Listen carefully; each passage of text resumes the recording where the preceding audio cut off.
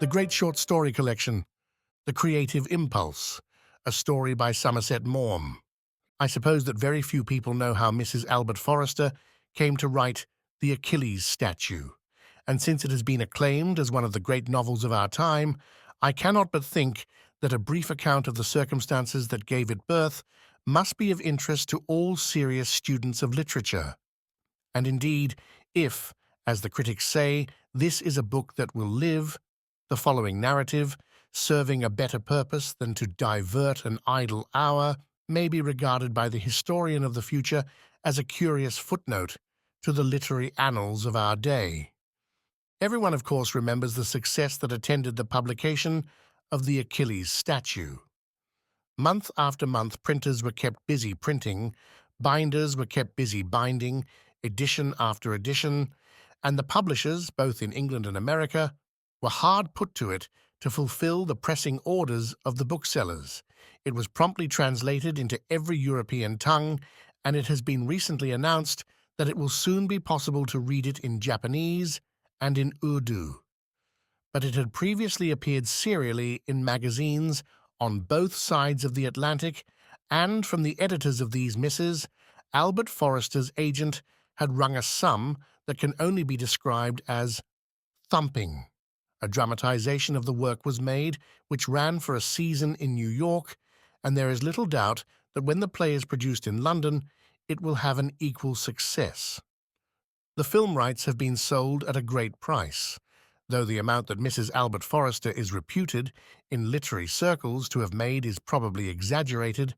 There can be no doubt that she will have earned enough money from this one book to save her for the rest of her life from any financial anxiety.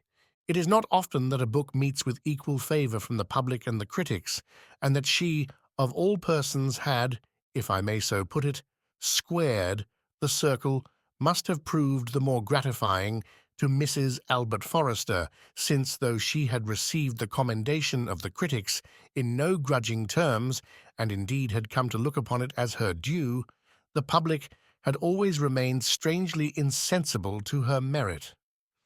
Each work she published, a slender volume beautifully printed and bound in white buckram, was hailed as a masterpiece, always to the length of a column, and in the weekly reviews which you see only in the dusty library of a very long-established club, even to the extent of a page, and all well-read persons read and praised it. But well-read persons apparently do not buy books, and she did not sell. It was indeed a scandal that so distinguished an author, with an imagination so delicate and a style so exquisite, should remain neglected of the vulgar. In America, she was almost completely unknown.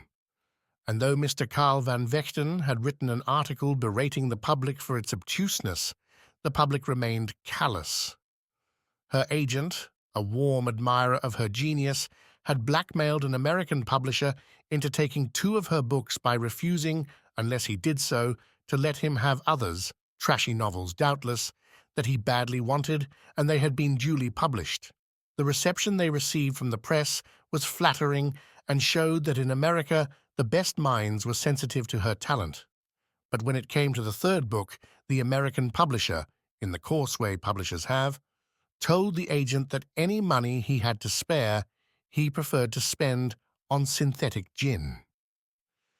Since the Achilles Statue, Mrs. Albert Forrester's previous books have been republished, and Mr. Carl Van Vechten has written another article pointing out sadly, but firmly, that he had drawn the attention of the reading world to the merits of this exceptional writer fully 15 years ago, and they have been so widely advertised that they can scarcely have escaped the cultured reader's attention. It is unnecessary, therefore, for me to give an account of them, and it would certainly be no more than cold potatoes after those 2 subtle articles by Mr. Carl Van Vechten. Mrs. Albert Forrester began to write early. Her first work, a volume of elegies, appeared when she was a maiden of 18, and from then on she published every 2 or 3 years, for she had too exalted a conception of her art to hurry her production, a volume either of verse or prose. When the Achilles Statue was written, she had reached the respectable age of 57, so that it will be readily surmised that the number of her works was considerable. She had given the world half a dozen volumes of verse, published under Latin titles, such as Felicitas, Pax Maris, and A.E.'s Triplex, all of the graver kind, for her muse, disinclined to skip on a light, fantastic toe, trod a somewhat solemn measure. She remained faithful to the elegy, and the sonnet claimed much of her attention. But her chief distinction was to revive the ode, a form of poetry that the poets of the present day somewhat neglect. And it may be asserted with confidence that her ode to President Fallières will find a place in every anthology of English verse. It is admirable not only for the noble sonority of its rhythms, but also for its felicitous description of the pleasant land of France. Mrs. Albert Forrester wrote of the valley of the Loire, with its memories of Du Bellay, of Chartres, and the jewelled windows of its cathedral, of the sun-swept cities of Provence, with a sympathy all the more remarkable since she had never penetrated further into France than Boulogne, which she visited shortly after her marriage on an excursion steamer from Margate. But the physical mortification of being extremely seasick and the intellectual humiliation of discovering that the inhabitants of that popular seaside resort could not understand her fluent and idiomatic French made her determine not to expose herself a second time to experiences that were at once undignified and unpleasant, and she never again embarked on the treacherous element which she, however, sang, Pax Maris, in numbers both grave and sweet.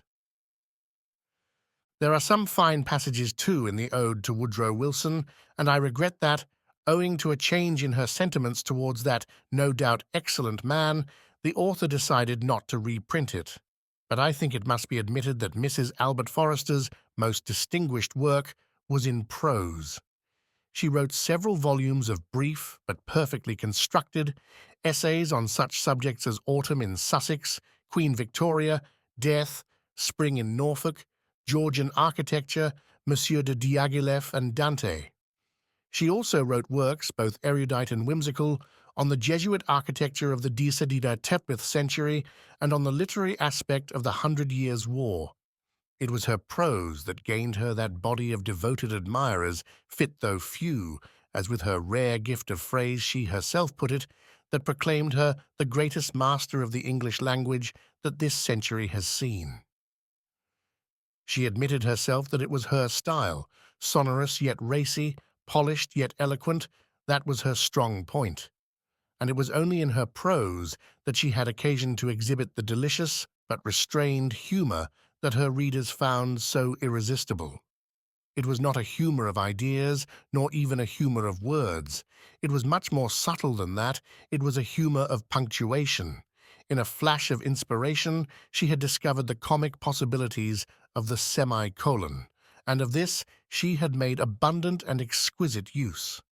She was able to place it in such a way that if you were a person of culture with a keen sense of humour, you did not exactly laugh through a horse collar, but you giggled delightedly, and the greater your culture, the more delightedly you giggled.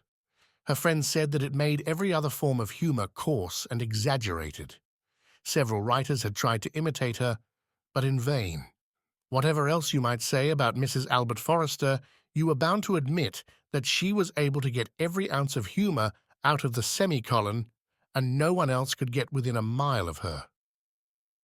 Mrs. Albert Forrester lived in a flat not far from the Marble Arch, which combined the advantage of a good address and a moderate rent. It had a handsome drawing-room on the street and a large bedroom for Mrs. Albert Forrester, a darkish dining-room at the back, and a small poky bedroom next door to the kitchen for Mr. Albert Forrester, who paid the rent. It was in the handsome drawing-room that Mrs. Albert Forrester every Tuesday afternoon received her friends. It was a severe and chaste apartment. On the walls was a paper designed by William Morris himself, and on this, in plain black frames, mezzotints collected before mezzotints grew expensive.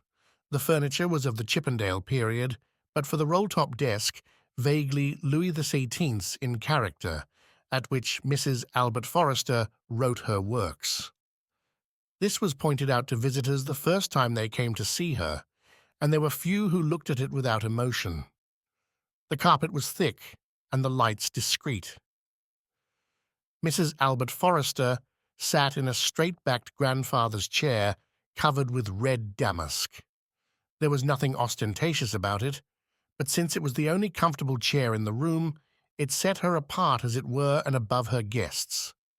Tea was dispensed by a female of uncertain age, silent and colourless, who was never introduced to anyone, but who was known to look upon it as a privilege to be allowed to save Mrs. Albert Forrester from the irksome duty of pouring out tea.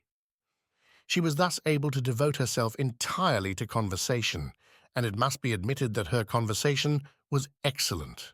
It was not sprightly, and since it is difficult to indicate punctuation in speech, it may have seemed to some slightly lacking in humour, but it was of wide range, solid, instructive, and interesting. Mrs. Albert Forrester was well acquainted with social science, jurisprudence, and theology. She had read much, and her memory was retentive.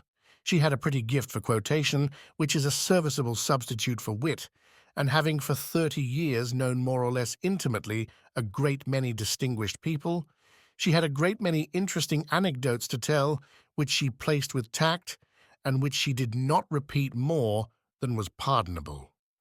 Mrs. Albert Forrester had the gift of attracting the most varied persons, and you were liable at one and the same time to meet in her drawing-room an ex-prime minister, a newspaper proprietor, and the ambassador of a first-class power.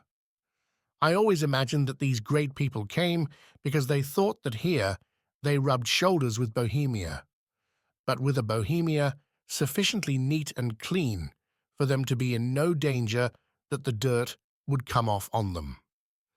Mrs. Albert Forrester was deeply interested in politics, and I myself heard a cabinet minister tell her frankly that she had a masculine intelligence. She had been opposed to female suffrage, but when it was at last granted to women, she began to dally with the idea of going into Parliament. Her difficulty was that she did not know which party to choose. "After all," she said, with a playful shrug of her somewhat massive shoulders, "I cannot form a party of one." Like many serious patriots, in her inability to know for certain which way the cat would jump, she held her political opinions in suspense. But of late, she had been definitely turning towards Labour as the best hope of the country, and if a safe seat were offered her, it was felt fairly certain that she would not hesitate to come out into the open as a champion of the oppressed proletariat.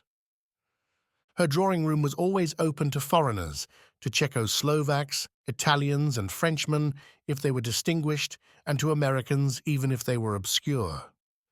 But she was not a snob, and you seldom met there a duke unless he was of a peculiarly serious turn, and a peeress only if in addition to her rank she had the passport of some small social solecism, such as having been divorced, written a novel, or forged a cheque, which might give her claim on Mrs. Albert Forrester's Catholic sympathies. She did not much care for painters, who were shy and silent, and musicians did not interest her, even if they consented to play, and if they were celebrated, they were too often reluctant. Their music was a hindrance to conversation. If people wanted music, they could go to a concert. For her part, she preferred the more subtle music of the soul. But her hospitality to writers, especially if they were promising and little known, was warm and constant. She had an eye for budding talent, and there were few of the famous writers who from time to time drank a dish of tea with her, whose first efforts she had not encouraged and whose early steps she had not guided. Her own position was too well assured for her to be capable of envy, and she had heard the word genius attached to her name too often to feel a trace of jealousy because the talents of others brought them a material success that was denied to her. Mrs. Albert Forrester, confident in the judgment of posterity, could afford to be disinterested. With these elements, then, it is no wonder that she had succeeded in creating something as near the French salon of the 18th century as our barbarous nation has ever reached. To be invited to eat a bun and drink a cup of tea on Tuesday was a privilege that few failed to recognize. And when you sat on your Chippendale chair in the discreetly lit but austere room, you could not but feel that you were living literary history.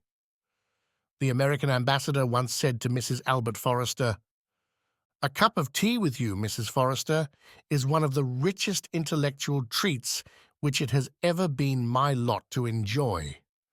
It was indeed on occasion a trifle overwhelming. Mrs. Albert Forrester's taste was so perfect, she so inevitably admired the right thing, and made the just observation about it, that sometimes you almost gasped for air. For my part, I found it prudent to fortify myself with a cocktail or two before I exposed myself to the rarefied atmosphere of her society. Indeed, I very nearly found myself forever excluded from it, for one afternoon, presenting myself at the door, instead of asking the maid who opened it, "Is Mrs. Forrester at home?" I asked, "Is there divine service today?" Of course, it was said in pure inadvertence, but it was unfortunate that the maid sniggered, and one of Mrs. Albert Forrester's most devoted admirers, Ellen Hanaway, happened to be at the moment in the hall taking off her galoshes. She told my hostess what I had said before I got into the drawing-room, and as I entered, Mrs. Albert Forrester fixed me with an eagle eye. "Why did you ask if there was divine service today?" she inquired. I explained that I was absent-minded, but Mrs. Albert Forrester held me with a gaze that I can only describe as compelling. "Do you mean to suggest that my parties are—" She searched for a word. "Sacramental?"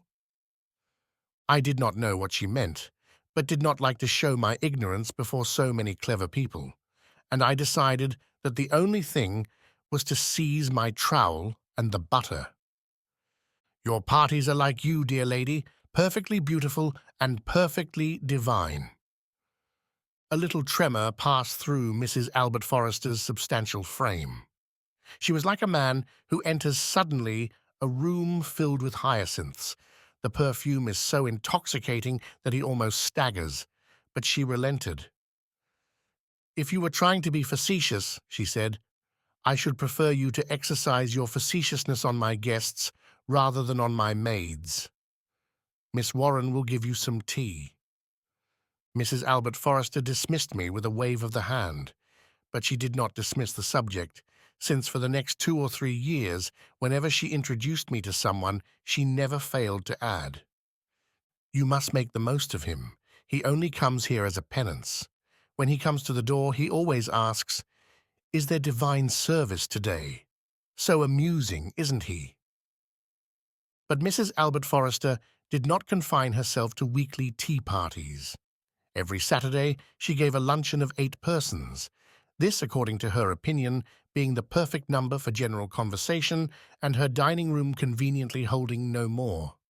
If Mrs. Albert Forrester flattered herself upon anything, it was not that her knowledge of English prosody was unique, but that her luncheons were celebrated. She chose her guests with care, and an invitation to one of them was more than a compliment. It was a consecration. Over the luncheon table, it was possible to keep the conversation on a higher level than in the mixed company of a tea party, and few can have left her dining room without taking away with them an enhanced belief in Mrs. Albert Forrester's ability and a brighter faith in human nature.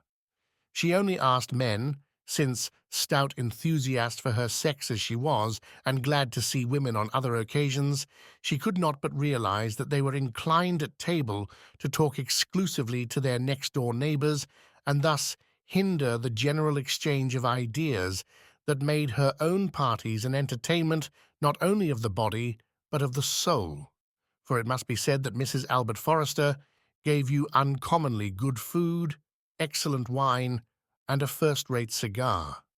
Now, to anyone who has partaken of literary hospitality, this must appear very remarkable, since literary persons, for the most part, think highly and live plainly. Their minds are occupied with the things of the spirit, and they do not notice that the roast mutton is underdone and the potatoes cold. The beer is all right, but the wine has a sobering effect, and it is unwise to touch the coffee. Mrs. Albert Forrester was pleased enough to receive compliments on the fare she provided. "If people do me the honor to break bread with me," she said, "it is only fair that I should give them as good food as they can get at home." But if the flattery was excessive, she deprecated it. "You really embarrass me when you give me a meed of praise which is not my due. You must praise Mrs. Bullfinch." "Who is Mrs. Bullfinch?" "My cook." "She's a treasure, then, but you're not going to ask me to believe that she's responsible for the wine." "Is it good? I'm terribly ignorant of such things. I put myself entirely in the hands of my wine merchant." But if mention was made of the cigars, Mrs. Albert Forrester beamed. "Ah, for them you must compliment Albert. It is Albert who chooses the cigars, and I am given to understand that no one knows more about a cigar than Albert." She looked at her husband, who sat at the end of the table with the proud, bright eyes of a pedigree hen, a buff Orpington for choice, looking at her only chick. Then there was a quick flutter of conversation as the guests, anxious to be civil to their host and relieved at length to find an occasion, expressed their appreciation of his peculiar merit. "You're very kind," he said. "I'm glad you like them." Then he would give a little discourse on cigars, explaining the excellencies he sought and regretting the deterioration in quality which had followed on the commercialization of the industry. Mrs. Albert Forrester listened to him with a complacent smile, and it was plain that she enjoyed this little triumph of his. Of course, you cannot go on talking of cigars indefinitely, and as soon as she perceived that her guests were growing restive, she broached a topic of more general, and it may be of more significant, interest. Albert subsided into silence, but he had had his moment. It was Albert who made Mrs. Forrester's luncheons to some less attractive than her tea parties, for Albert was a bore, but though without doubt perfectly conscious of the fact, she made a point that he should come to them, and in fact had fixed upon Saturdays, for the rest of the week he was busy, in order that he should be able to. Mrs. Albert Forrester felt that her husband's presence on these festive occasions was an unavoidable debt that she paid to her own self-respect. She would never by a negligence admit to the world that she had married a man who was not spiritually her equal, and it may be that in the silent watches of the nights she asked herself where indeed such could have been found. Mrs. Albert Forrester's friends were troubled by no such reticence, and they said it was dreadful that such a woman should be burdened with such a man. They asked each other how she had ever come to marry him, and, being mostly celibate, answered despairingly that no one ever knew why anybody married anybody else. It was not that Albert was a verbose and aggressive bore. He did not buttonhole you with interminable stories or pester you with pointless jokes. He did not crucify you on a platitude or hamstring you with a commonplace. He was just dull, a cipher.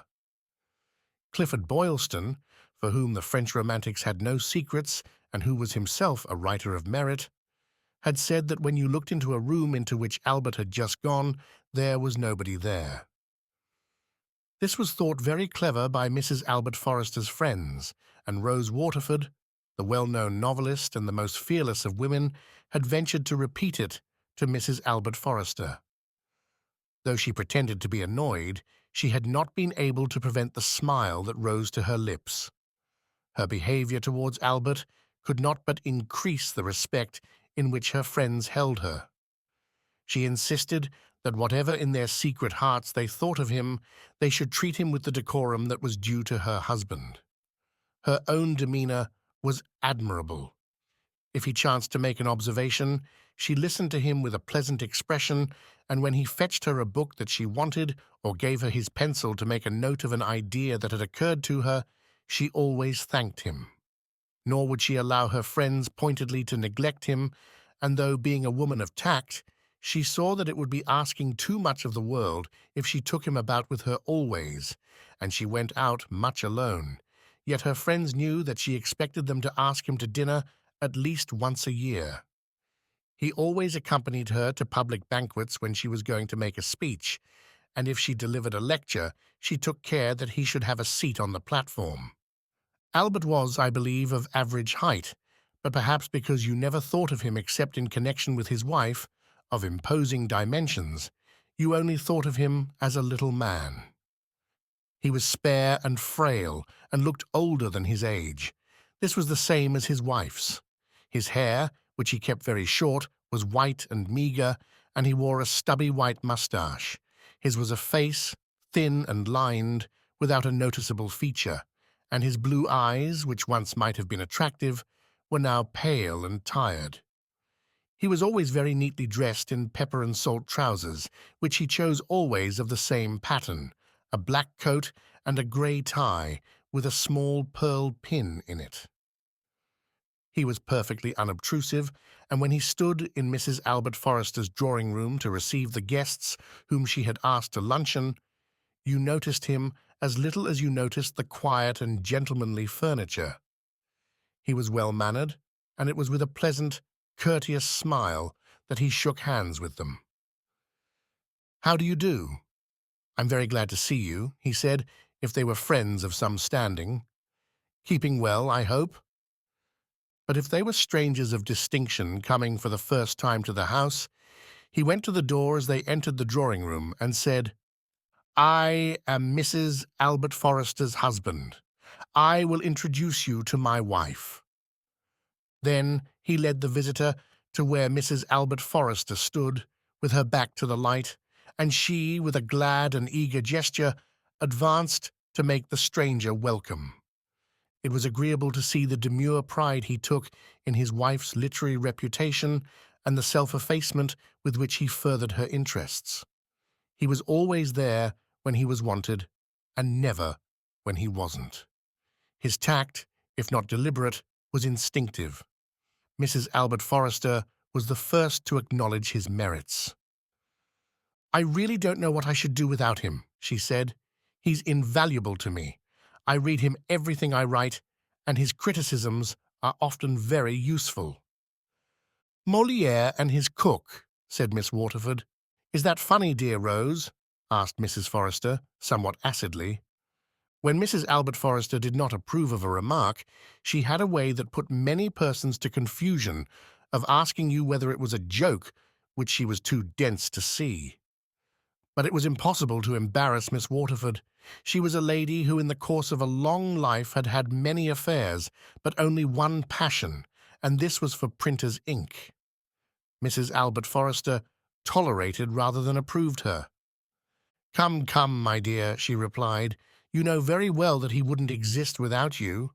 He wouldn't know us. It must be wonderful to him to come in contact with all the best brains and the most distinguished people of our day.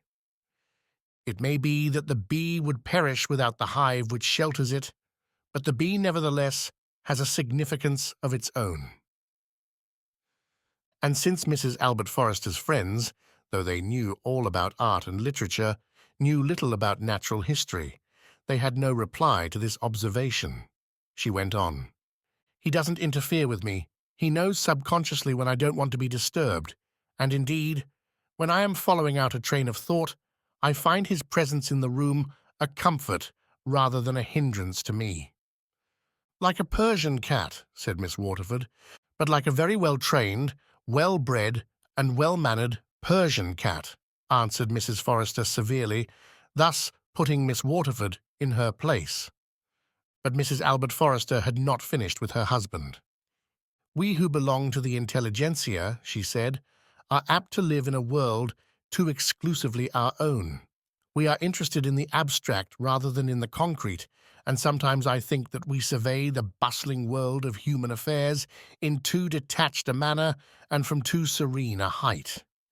Do you not think that we stand in danger of becoming a little inhuman? I shall always be grateful to Albert because he keeps me in contact with the man in the street."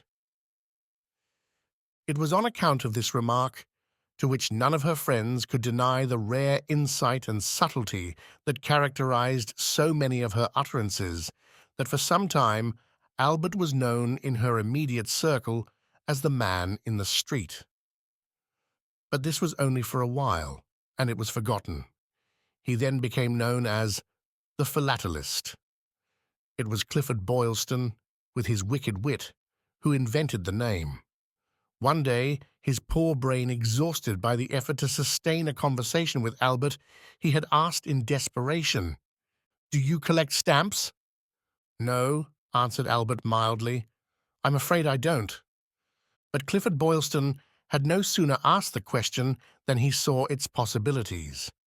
He had written a book on Baudelaire's aunt by marriage, which had attracted the attention of all who were interested in French literature, and was well known in his exhaustive studies of the French spirit to have absorbed a goodly share of the Gallic quickness and the Gallic brilliancy.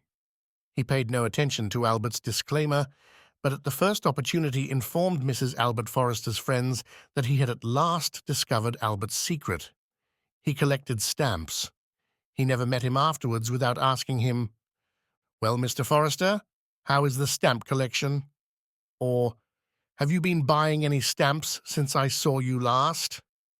It mattered little that Albert continued to deny that he collected stamps.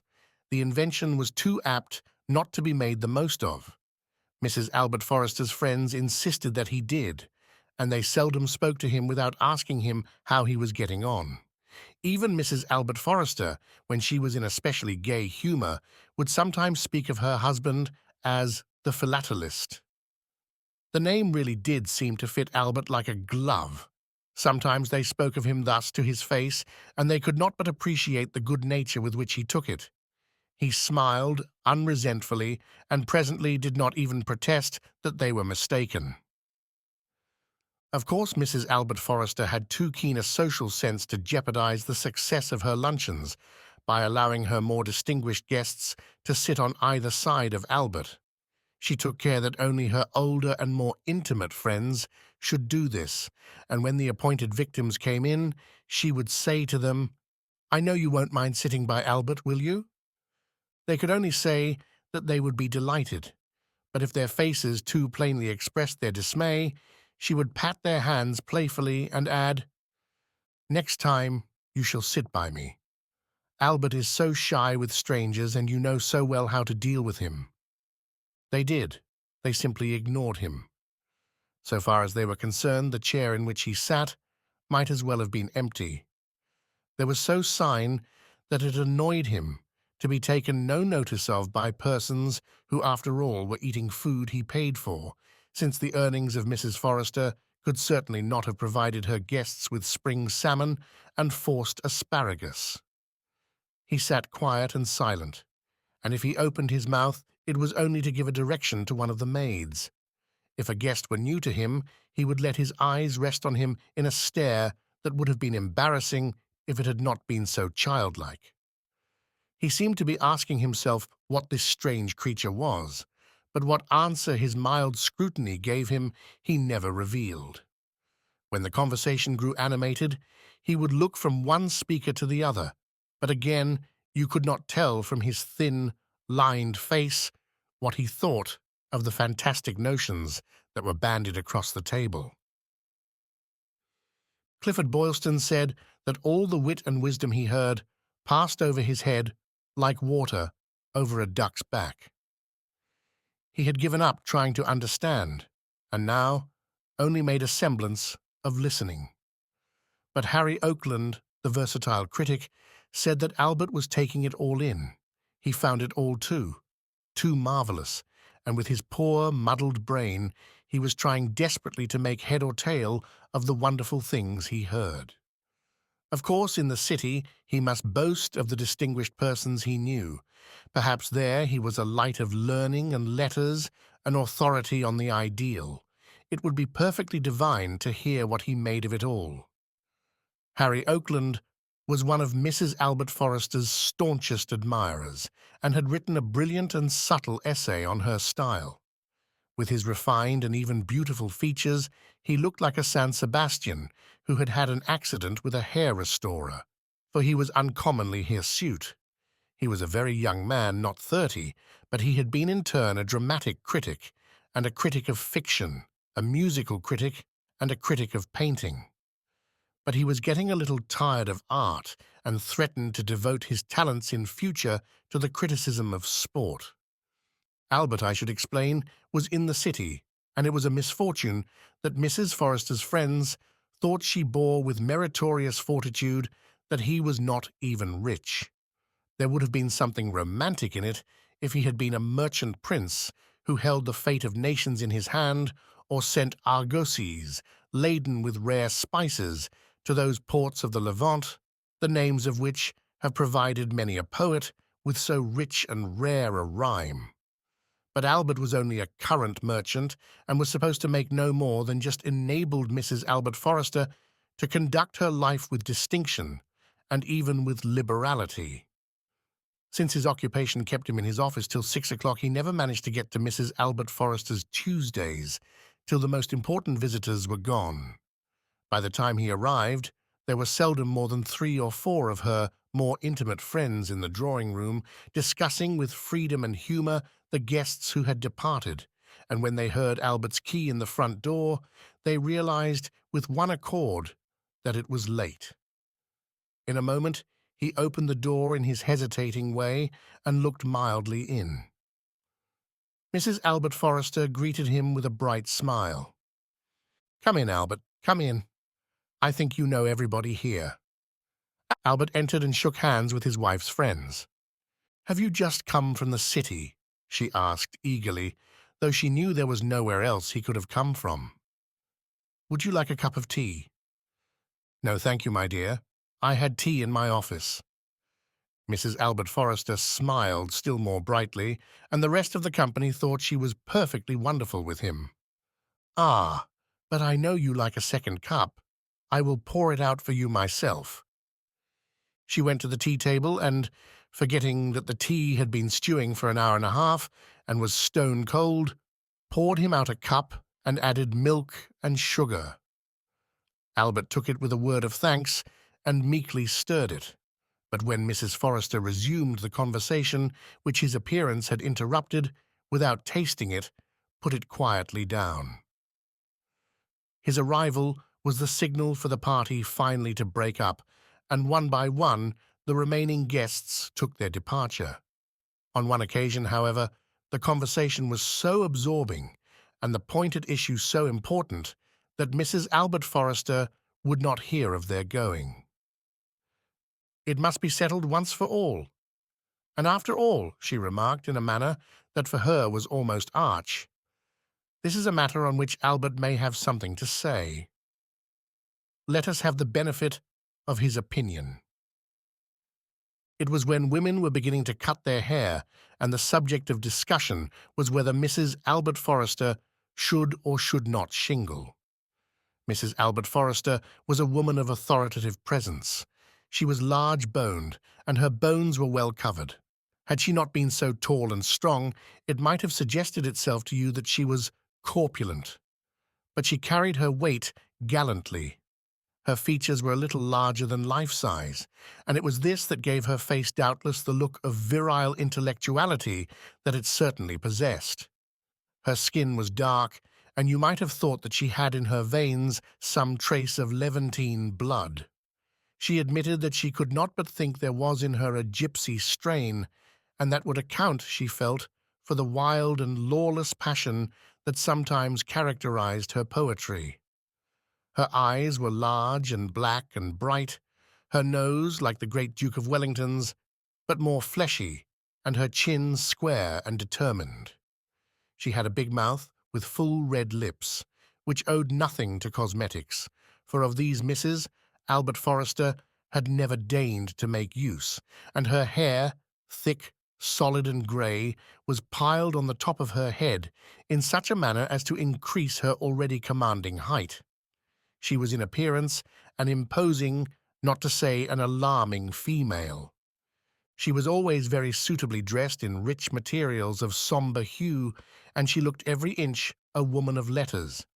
But in her discreet way, being after all human and susceptible to vanity, She followed the fashions, and the cut of her gowns was modish. I think for some time she had hankered to shingle her hair, but she thought it more becoming to do it at the solicitation of her friends than on her own initiative. "Oh, you must," said Harry Oakland in his eager, boyish way. "You'd look too wonderful." Clifford Boylston, who was now writing a book on Madame de Maintenon, was doubtful. He thought it a dangerous experiment. "I think," he said, wiping his eyeglasses with a cambric handkerchief, "I think when one has made a type, one should stick to it. What would Louis XIV have been without his wig?" "I'm hesitating," said Mrs. Forrester. "After all, we must move with the times. I am of my day, and I do not wish to lag behind. America, as Wilhelm Meister said, is here and now." She turned brightly to Albert. "What does my lord and master say about it? What is your opinion, Albert? To shingle or not to shingle, that is the question." "I'm afraid my opinion is not of great importance, my dear," he answered mildly. "To me, it is of the greatest importance," answered Mrs. Albert Forrester flatteringly. She could not but see how beautifully her friends thought she treated the philatelist. "I insist," she proceeded. "I insist. No one knows me as you do, Albert. Will it suit me?" "It might," he answered. "My only fear is that with your statuesque appearance short hair would perhaps suggest, well, shall we say, the Isle of Greece, where burning Sappho loved and sung." There was a moment's embarrassed pause. Rose Waterford smothered a giggle, but the others preserved a stony silence. Mrs. Forrester's smile froze on her lips. Albert had dropped a brick. "I always thought Byron a very mediocre poet," said Mrs. Albert Forrester at last. The company broke up. Mrs. Albert Forrester did not shingle, nor indeed was the matter ever again referred to. It was towards the end of another of Mrs. Albert Forrester's Tuesdays that the event occurred that had so great an influence on her literary career. It had been one of her most successful parties.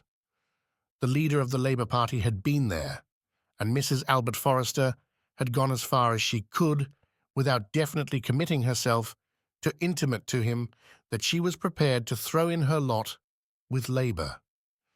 The time was ripe, and if she was ever to adopt a political career, she must come to a decision. A member of the French Academy had been brought by Clifford Boylston, and, though she knew he was wholly unacquainted with English, it had gratified her to receive his affable compliment on her ornate and yet pellucid style. The American ambassador had been there, and a young Russian prince whose authentic Romanov blood alone prevented him from looking a gigolo. A duchess who had recently divorced her duke and married a jockey had been very gracious, and her strawberry leaves, albeit sere and yellow, undoubtedly added tone to the assembly. There had been quite a galaxy of literary lights, but now all were gone, but Clifford Boylston, Harry Oakland, Rose Waterford, Oscar Charles, and Symonds. Oscar Charles was a little gnome-like creature, young but with the wizened face of a cunning monkey, with gold spectacles, who earned his living in a government office, but spent his leisure in the pursuit of literature. He wrote little articles for the sixpenny weeklies and had a spirited contempt for the world in general. Mrs. Albert Forrester liked him, thinking he had talent, but though he always expressed the keenest admiration for her style, it was indeed he who had named her the mistress of the semicolon. His acerbity was so general that she also somewhat feared him. Symonds was her agent, a round-faced man who wore glasses so strong that his eyes behind them looked strange and misshapen.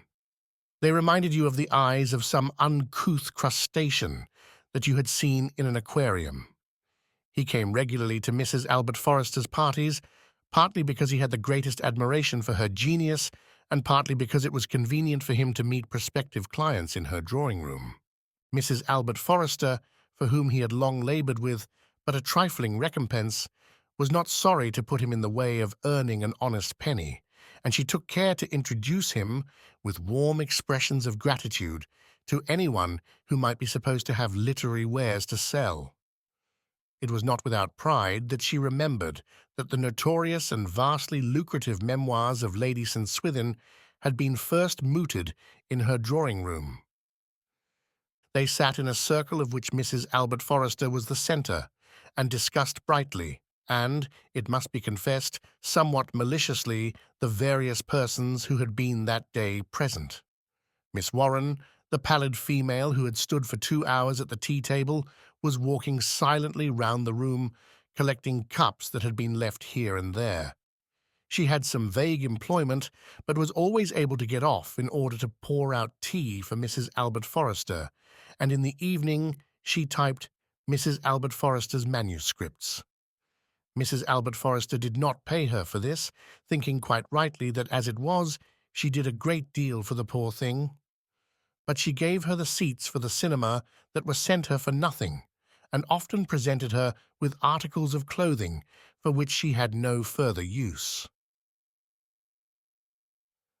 Mrs. Albert Forrester, in her rather deep, full voice, was talking in a steady flow, and the rest were listening to her with attention.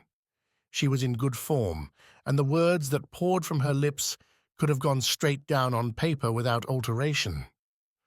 Suddenly, there was a noise in the passage as though something heavy had fallen, and then the sound of an altercation. Mrs. Albert Forrester stopped, and a slight frown darkened her really noble brow. "I should have thought they knew by now that I will not have this devastating racket in the flat. Would you mind ringing the bell, Miss Warren, and asking what is the reason of this tumult?" Miss Warren rang the bell, and in a moment the maid appeared. Miss Warren at the door, in order not to interrupt Mrs. Albert Forrester, spoke to her in undertones, but Mrs. Albert Forrester somewhat irritably interrupted herself. "Well, Carter, what is it? Is the house falling down, or has the Red Revolution at last broken out?" "If you please, ma'am, it's the new cook's box," answered the maid. "The porter dropped it as he was bringing it in, and the cook got all upset about it." "What do you mean by the new cook?" "Mrs. Bullfinch went away this afternoon, ma'am," said the maid. Mrs. Albert Forrester stared at her. "This is the first I've heard of it. Had Mrs. Bullfinch given notice? The moment Mr. Forrester comes in, tell him that I wish to speak to him." "Very good, ma'am." The maid went out, and Miss Warren slowly returned to the tea-table. Mechanically, though nobody wanted them, she poured out several cups of tea. "What a catastrophe!" cried Miss Waterford. "You must get her back," said Clifford Boylston. "She's a treasure, that woman, a remarkable cook, and she gets better and better every day." But at that moment the maid came in again with a letter on a small plated salver and handed it to her mistress. "What is this?" said Mrs. Albert Forrester. "Mr. Forrester said I was to give you this letter when you asked for him, ma'am," said the maid. "Where is Mr. Forrester, then?" "Mr. Forrester's gone, ma'am," answered the maid, as though the question surprised her. "Gone? That'll do. You can go." The maid left the room, and Mrs. Albert Forrester, with a look of perplexity on her large face, opened the letter. Rose Waterford has told me that her first thought was that Albert, fearful of his wife's displeasure at the departure of Mrs. Bullfinch, had thrown himself in the Thames. Mrs. Albert Forrester read the letter, and a look of consternation crossed her face. "Oh, monstrous!" she cried. "Monstrous! Monstrous!" "What is it, Mrs. Forrester?" Mrs. Albert Forrester pawed the carpet with her foot like a restive, high-spirited horse pawing the ground, and crossing her arms with a gesture that is indescribable, but that you sometimes see in a fishwife who is going to make the very devil of a scene, bent her looks upon her curious and excessively startled friends. "Albert has eloped with the cook." There was a gasp of dismay. Then something terrible happened. Miss Warren, who was standing behind the tea-table, suddenly choked. Miss Warren, who never opened her mouth and whom no one ever spoke to, Miss Warren, whom not one of them, though he had seen her every week for 3 years, would have recognized in the street, Miss Warren suddenly burst into uncontrollable laughter. With one accord, aghast, they turned and stared at her. They felt as Balaam must have felt when his ass broke into speech. She positively shrieked with laughter. There was a nameless horror about the sight, as though something had on a sudden gone wrong with a natural phenomenon, and you were just as startled as though the chairs and tables, without warning, began to skip about the floor in an antic dance. Miss Warren tried to contain herself, but the more she tried, the more pitilessly the laughter shook her, and seizing a handkerchief, she stuffed it in her mouth and hurried from the room. The door slammed behind her. "Hysteria," said Clifford Boylston. "Pure hysteria, of course," said Harry Oakland. But Mrs. Albert Forrester said nothing. The letter had dropped at her feet, and Simmons, the agent, picked it up and handed it to her. She would not take it. "Read it," she said. "Read it aloud." Mr. Simmons pushed his spectacles up on his forehead and, holding the letter very close to his eyes, read as follows. "My dear, Mrs. Bullfinch is in need of a change and has decided to leave, and as I do not feel inclined to stay on here without her, I am going too. I have had all the literature I can stand, and I am fed up with art. Mrs. Bullfinch does not care about marriage, but if you care to divorce me, she is willing to marry me. I hope you will find the new cook satisfactory. She has excellent references. It may save you trouble if I inform you that Mrs. Bullfinch and I are living at 411 Kennington Road, S.E. Albert." No one spoke. Mr. Simmons slipped his spectacles back onto the bridge of his nose. The fact was that none of them, brilliant as they were, and accustomed to find topics of conversation to suit every occasion, could think of an appropriate remark.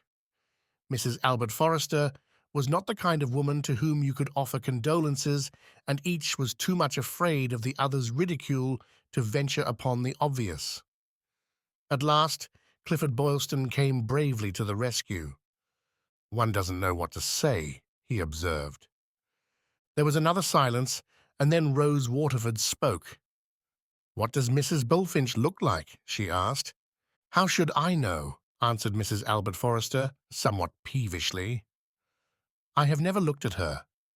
Albert always engaged the servants. She just came in for a moment so that I could see if her aura was satisfactory."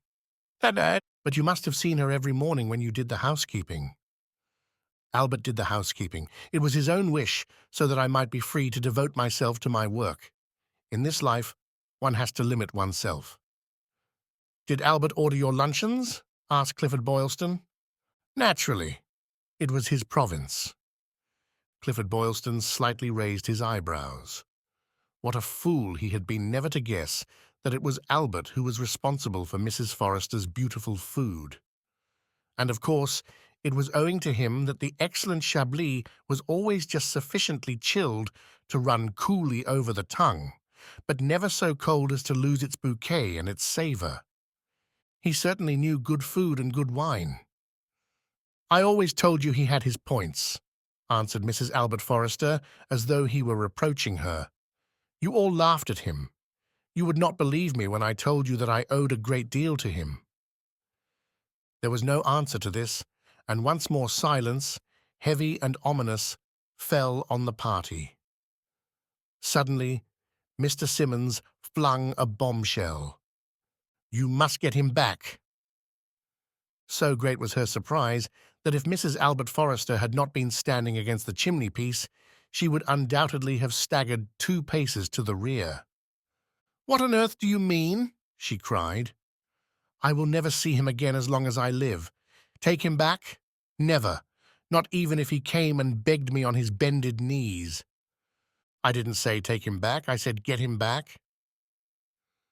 But Mrs. Albert Forrester paid no attention to the misplaced interruption. "I have done everything for him. What would he be without me? I ask you.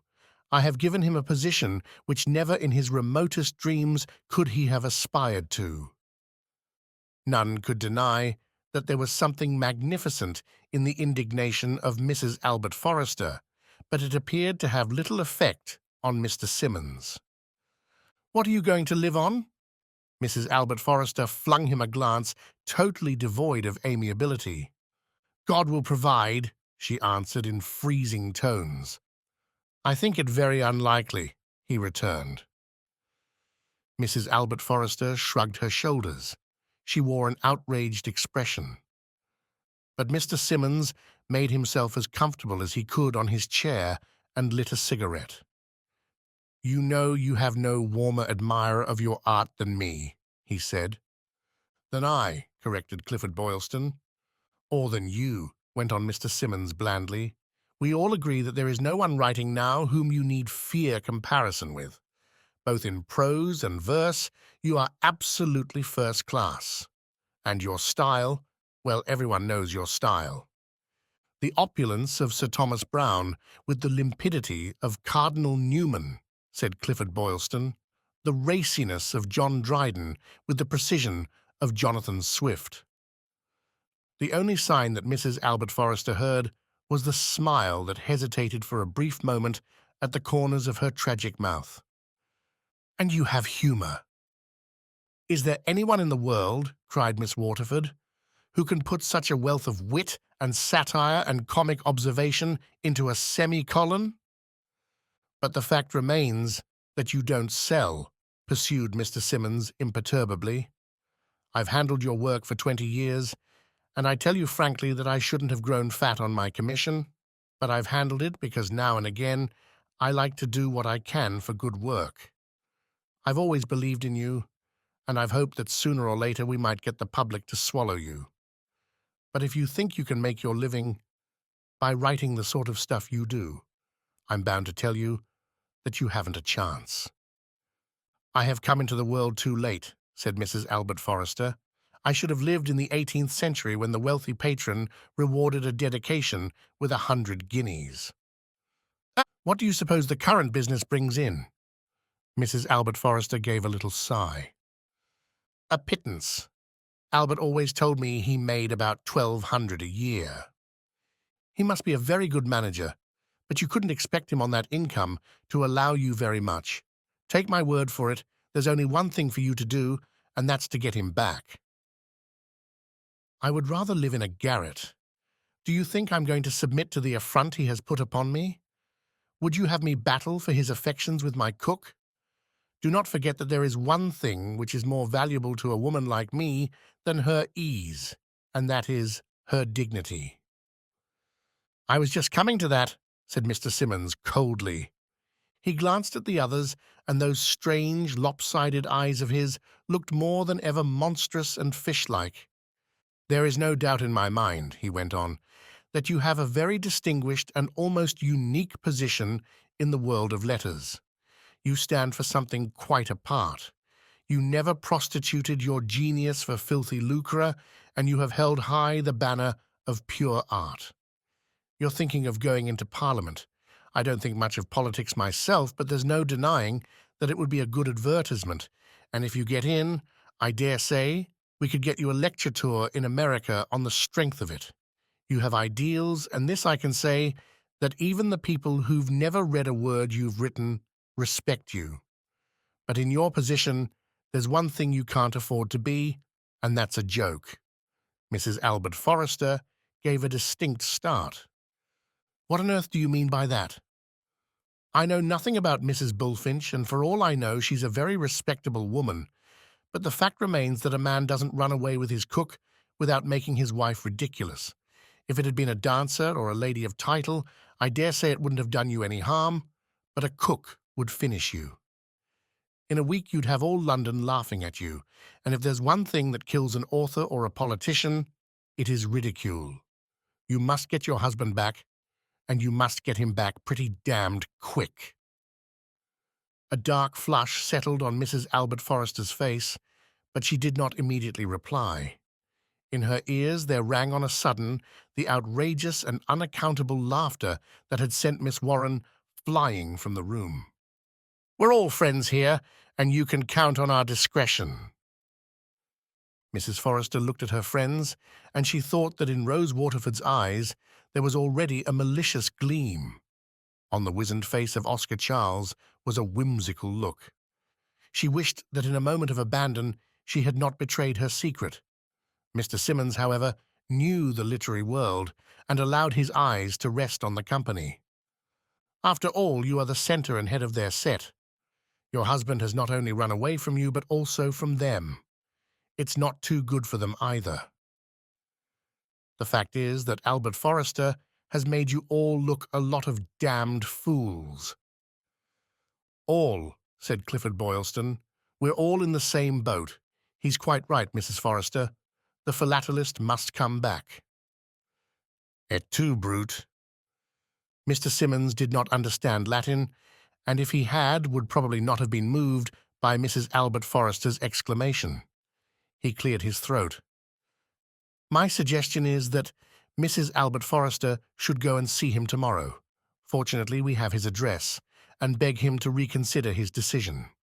I don't know what sort of things a woman says on these occasions, but Mrs. Forrester has tact and imagination, and she must say them. If Mr. Forrester makes any conditions, she must accept them. She must leave no stone unturned. If you play your cards well, there is no reason why you shouldn't bring him back here with you tomorrow evening," said Rose Waterford lightly. "Will you do it, Mrs. Forrester?" For 2 minutes at least, turned away from them, she stared at the empty fireplace. Then, drawing herself to her full height, she faced them. "For my art's sake, not for mine. I will not allow the ribald laughter of the Philistine to besmirch all that I hold good and true and beautiful." "Capital," said Mr. Simmons, rising to his feet. "I'll look in on my way home tomorrow, and I hope to find you and Mr. Forrester billing and cooing side by side like a pair of turtle doves." He took his leave, and the others, anxious not to be left alone with Mrs. Albert Forrester and her agitation, in a body followed his example. Asterisk, asterisk, asterisk, asterisk, asterisk. It was latish in the afternoon next day when Mrs. Albert Forrester, imposing in black silk and a velvet toque, set out from her flat in order to get a bus from the Marble Arch that would take her to Victoria Station. Mr. Simmons had explained to her by telephone how to reach the Kennington Road with expedition and economy. She neither felt nor looked like Delilah. At Victoria, she took the tram that runs down the Vauxhall Bridge Road. When she crossed the river, she found herself in a part of London more noisy, sordid, and bustling than that to which she was accustomed, but she was too much occupied with her thoughts to notice the varied scene. She was relieved to find that the tram went along the Kennington Road and asked the conductor to put her down a few doors from the house she sought. When it did, and rumbled on, leaving her alone in the busy street, she felt strangely lost, like a traveller in an Eastern tale set down by a djinn in an unknown city. She walked slowly, looking to right and left, and notwithstanding the emotions of indignation and embarrassment that fought for the possession of her somewhat opulent bosom, she could not but reflect that here was the material for a very pretty piece of prose. The little houses held about them the feeling of a bygone age, when here it was still almost country, and Mrs. Albert Forrester registered in her retentive memory a note that she must look into the literary associations of the Kennington Road. Number 411 was one of a row of shabby houses that stood some way back from the street. In front of it was a narrow strip of shabby grass, and a paved way led up to a latticed wooden porch that badly needed a coat of paint. This and the straggling, stunted creeper that grew over the front of the house gave it a falsely rural air, which was strange and even sinister in that road, down which thundered a tumultuous traffic. There was something equivocal about the house that suggested that here lived women to whom a life of pleasure had brought an inadequate reward. The door was opened by a scraggy girl of 15 with long legs and a tousled head. "Does Mrs. Bullfinch live here, do you know?" "You've rung the wrong bell. Second floor." The girl pointed to the stairs and at the same time screamed shrilly, "Mrs. Bullfinch, a party to see you. Mrs. Bullfinch." Mrs. Albert Forrester walked up the dingy stairs. They were covered with torn carpet. She walked slowly, for she did not wish to get out of breath. A door opened as she reached the second floor, and she recognized her cook. "Good afternoon, Bullfinch," said Mrs. Albert Forrester with dignity. "I wish to see your master." Mrs. Bullfinch hesitated for the shadow of a second, then held the door wide open. "Come in, ma'am." She turned her head. "Albert, here's Mrs. Forrester to see you." Mrs. Forrester stepped by quickly, and there was Albert sitting by the fire in a leather-covered but rather shabby armchair, with his feet in slippers and in shirt-sleeves. He was reading the evening paper and smoking a cigar. He rose to his feet as Mrs. Albert Forrester came in. Mrs. Bullfinch followed her visitor into the room and closed the door. "How are you, my dear?" said Albert cheerfully. "Keeping well, I hope." "You'd better put on your coat, Albert," said Mrs. Bullfinch. "What will Mrs. Forrester think of you, finding you like that?" "I never." She took the coat, which was hanging on a peg, and helped him into it, and like a woman familiar with the peculiarities of masculine dress, pulled down his waistcoat so that it should not ride over his collar. "I received your letter, Albert," said Mrs. Forrester. "I supposed you had, or you wouldn't have known my address, would you?" "Won't you sit down, ma'am?" said Mrs. Bullfinch, deftly dusting a chair, part of a suite covered in plum-coloured velvet, and pushing it forwards. Mrs. Albert Forrester, with a slight bow, seated herself. "I should have preferred to see you alone, Albert," she said. His eyes twinkled. "Since anything you have to say concerns Mrs. Bullfinch as much as it concerns me, I think it much better that she should be present." "As you wish." Mrs. Bullfinch drew up a chair and sat down. Mrs. Albert Forrester had never seen her before, but with a large apron over a print dress. She was wearing now an open-work blouse of white silk, a black skirt, and high-heeled patent leather shoes with silver buckles. She was a woman of about 45, with reddish hair and a reddish face, not pretty, but with a good-natured look and buxom. She reminded Mrs. Albert Forrester of a serving wench, somewhat overblown in a jolly picture by an old Dutch master.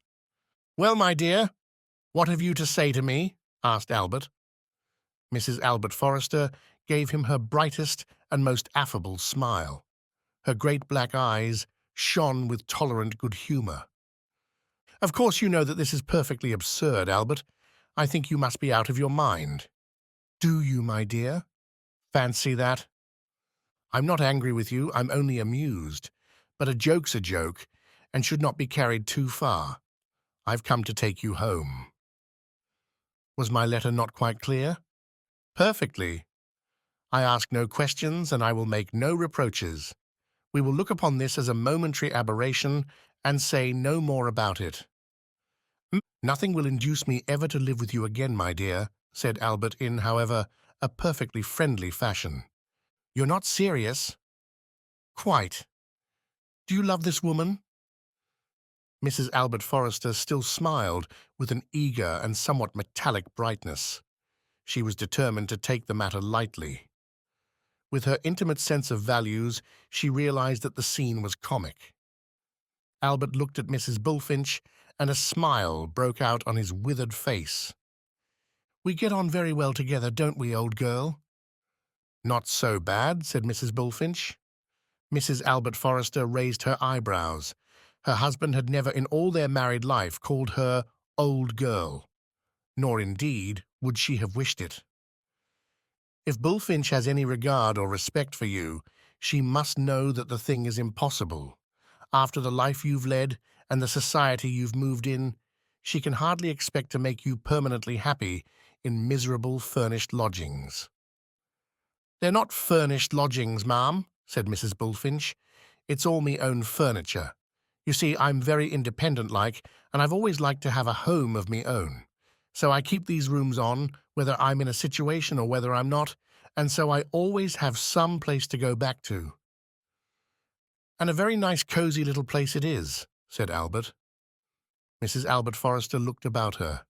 There was a kitchen range in the fireplace on which a kettle was simmering, and on the mantel-shelf was a black marble clock flanked by black marble candelabra.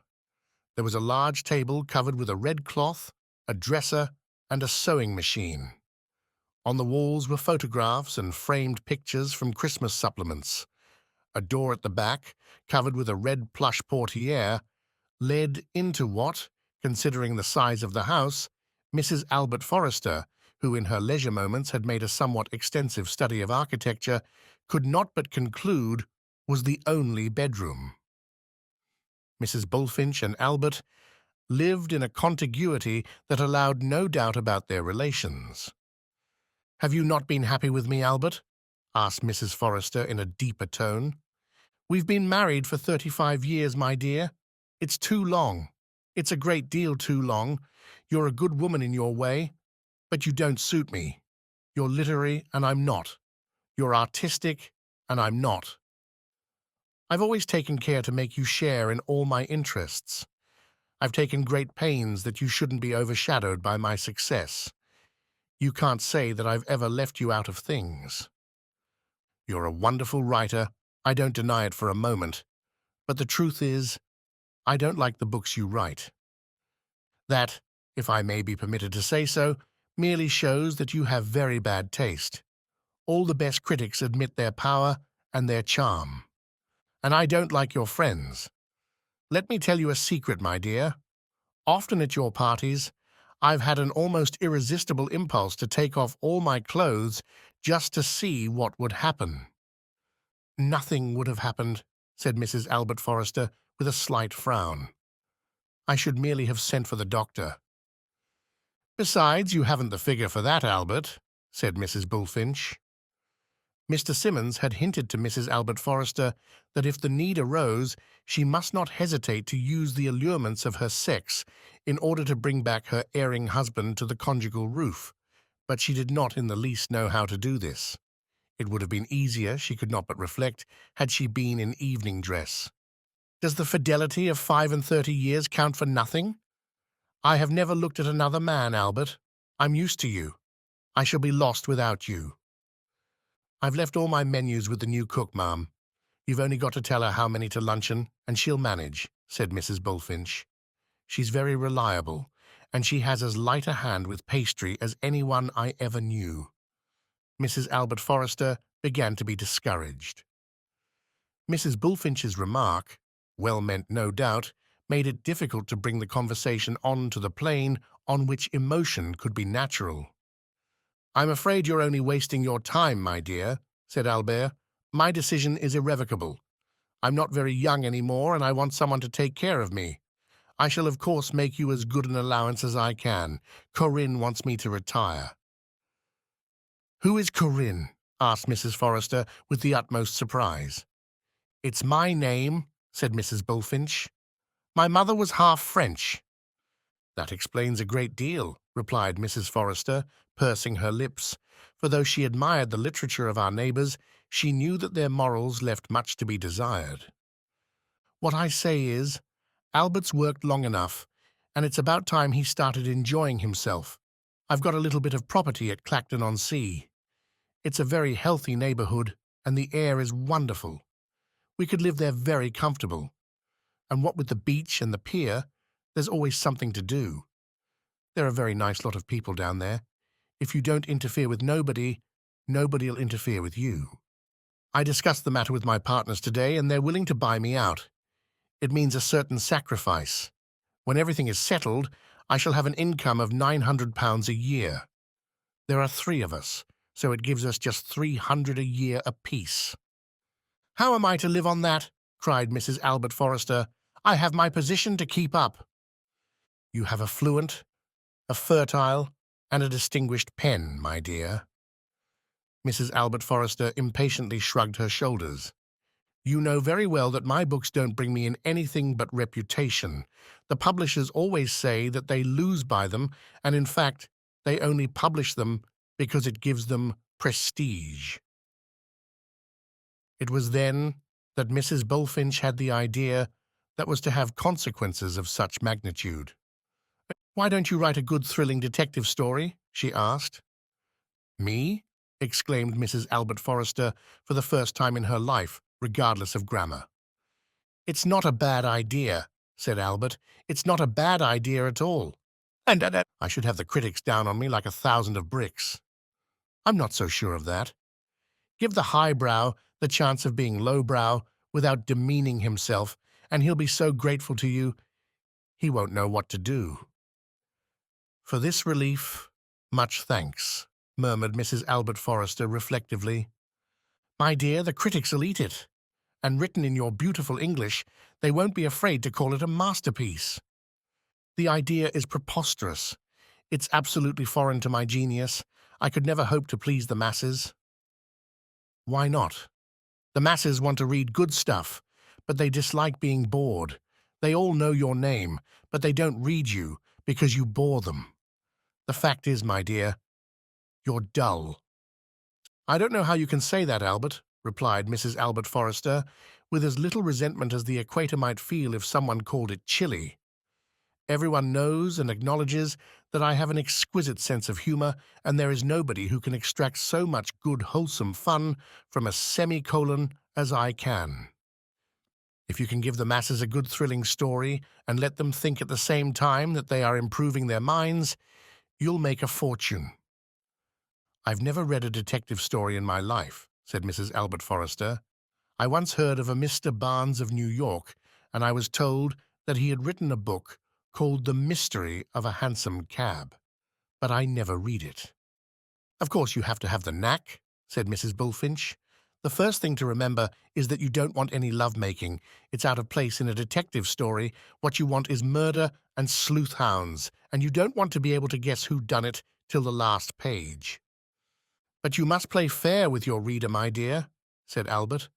"It always annoys me when suspicion has been thrown on the secretary or the lady of title, and it turns out to be the second footman who's never done more than say, 'The carriage is at the door.' Puzzle your reader as much as you can, but don't make a fool of him." "I love a good detective story," said Mrs. Bullfinch. "Give me a lady in evening dress, just streaming with diamonds, lying on the library floor with a dagger in her heart, and I know I'm going to have a treat." "There's no accounting for tastes," said Albert. "Personally, I prefer a respectable family solicitor with side whiskers, gold watch chain, and a benign appearance, lying dead in Hyde Park." "With his throat cut?" asked Mrs. Bullfinch eagerly. "No, stabbed in the back. There's something peculiarly attractive to the reader in the murder of a middle-aged gentleman of spotless reputation. It is pleasant to think that the most apparently blameless of us have a mystery in our lives." "I see what you mean, Albert," said Mrs. Bullfinch. "He was the repository of a fatal secret." "We can give you all the tips, my dear," said Albert, smiling mildly at Mrs. Albert Forrester. "I've read hundreds of detective stories." "You? That's what first brought Corinne and me together. I used to pass them on to her when I'd finished them. Many's the time I've heard him switch off the electric light as the dawn was creeping through the window, and I couldn't help smiling to myself as I said, 'There, he's finished it at last. Now he can have a good sleep.'" Mrs. Albert Forrester rose to her feet. She drew herself up. "Now I see what a gulf separates us," she said, and her fine contralto shook a little. "You have been surrounded for 30 years with all that was best in English literature, and you read hundreds of detective novels." "Hundreds and hundreds," interrupted Albert, with a smile of satisfaction. "I came here willing to make any reasonable concession so that you should come back to your home. But now I wish it no longer. You have shown me that we have nothing in common and never had. There is an abyss between us." "Very well, my dear," said Albert gently. "I will submit to your decision.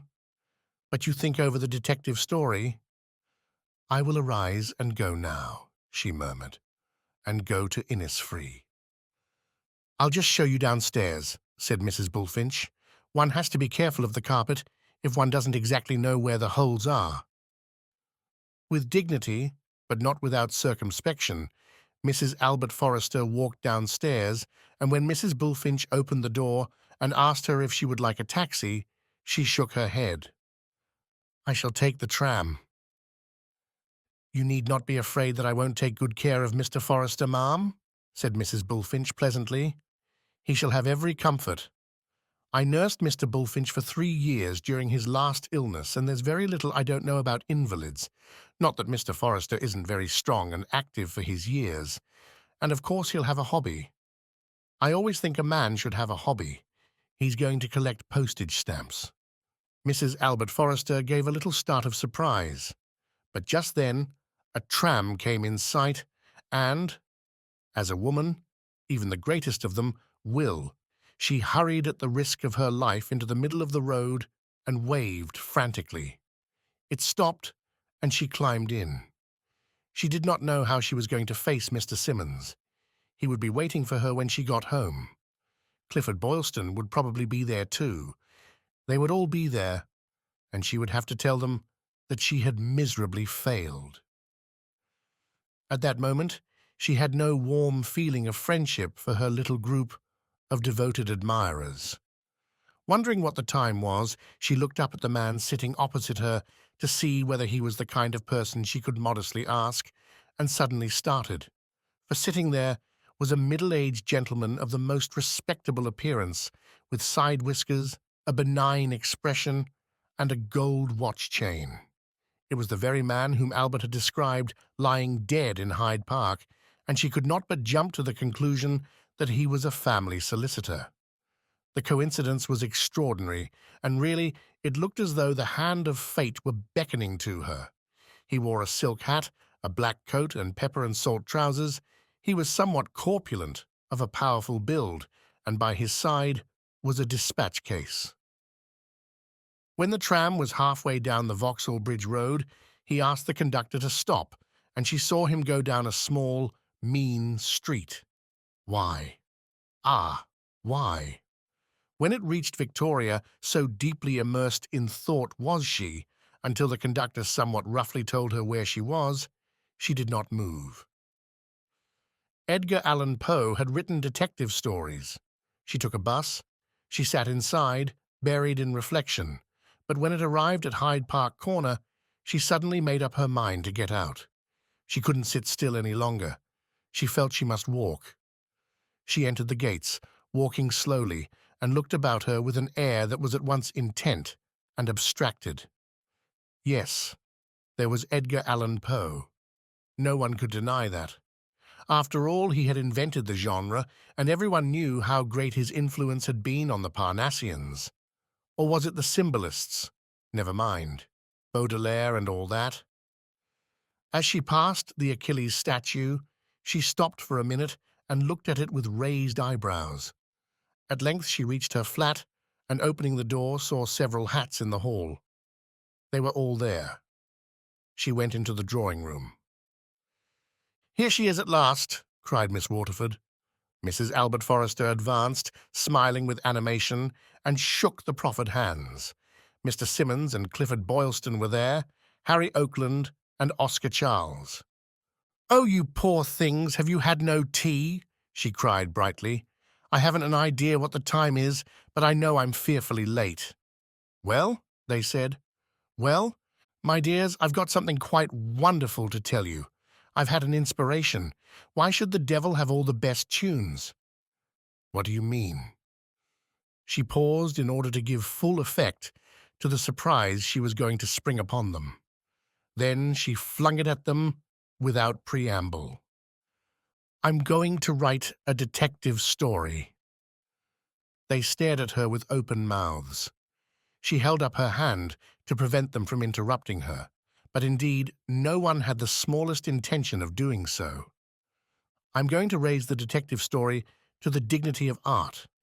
It came to me suddenly in Hyde Park. It's a murder story, and I shall give the solution on the very last page. I shall write it in an impeccable English, and since it's occurred to me lately that perhaps I've exhausted the possibilities of the semicolon, I am going to take up the colon. No one yet has explored its potentialities. Humor and mystery are what I aim at. I shall call it the Achilles Statue. "What a title!" cried Mr. Simmons, recovering himself before any of the others. "I can sell the serial rights on the title and your name alone." "But what about Albert?" asked Clifford Boylston. "Albert?" echoed Mrs. Forrester. "Albert?" She looked at him as though for the life of her she could not think what he was talking about. Then she gave a little cry, as if she had suddenly remembered. "Albert!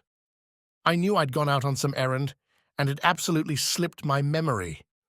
I was walking through Hyde Park, and I had this inspiration. What a fool you'll all think me." "Then you haven't seen Albert?" "My dear, I forgot all about him." She gave an amused laugh. "Let Albert keep his cook. I can't bother about Albert now. Albert belongs to the semicolon period. I am going to write a detective story." "My dear, you're too wonderful," said Harry Oakland.